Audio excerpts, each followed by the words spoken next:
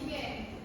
Ya benar, tapi di sini mengapa tumbuhan yang juga membutuhkan kita? Terkadang tumbuhan itu dia untuk berkembang biak membutuhkan manusia sebagai apa namanya alat sebagai membantu mereka dalam berkembang biak gitu. Misalnya kayak perkawinan kurma yang harus dilakukan oleh manusia. Benar. Nah, kita juga berperan di sini manusia sebagai lingkungan. Siapa yang harus menjaga kita? Bukan kita. Ya. Itu peran manusia. Kita yang menjaga lingkungan. Dan sekarang banyak. Seperti kasus sekarang kan, karena penerbangan liar, terjadinya banjir, longsor, bandang. Itu peran kita di situ. Nah, kita juga butuh kepada hewan. Kita konsumsi hewan. Kita juga konsumsi tumbuhan. Kita juga butuhkan itu. Makanya di lingkungan detik ini kita saling bergandengan. Nah, terus coba kita cacut lingkungan abiotik. Lingkungan abiotik meliputi benda hidup seperti air, tanah, udara, iklim, dan cahaya matahari. Ini adalah pendukung kehidupan. Nah, jadi ada yang bisa jelaskan di sini apa yang dimaksud dari lingkungan abiotik?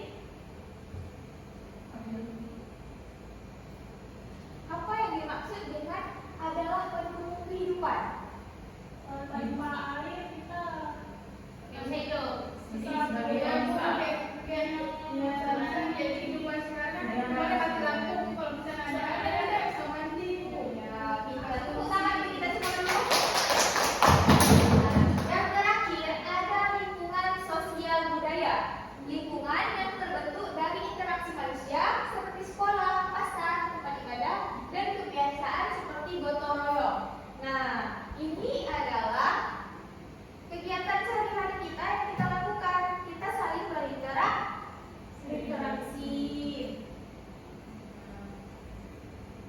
Jadi, apa yang bisa kita simpulkan dari lingkungan sosial budaya ini? Ada yang tahu? Saya Siti Zakia tahu lingkungan sosial.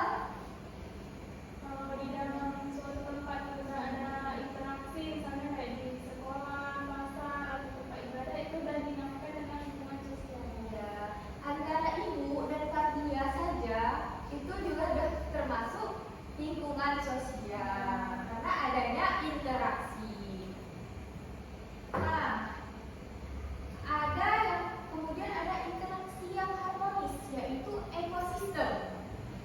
Ketika makhluk hidup biotik dan benda tak hidup abiotik saling berinteraksi dan mempengaruhi satu sama lain, itulah yang disebut dengan ekosistem.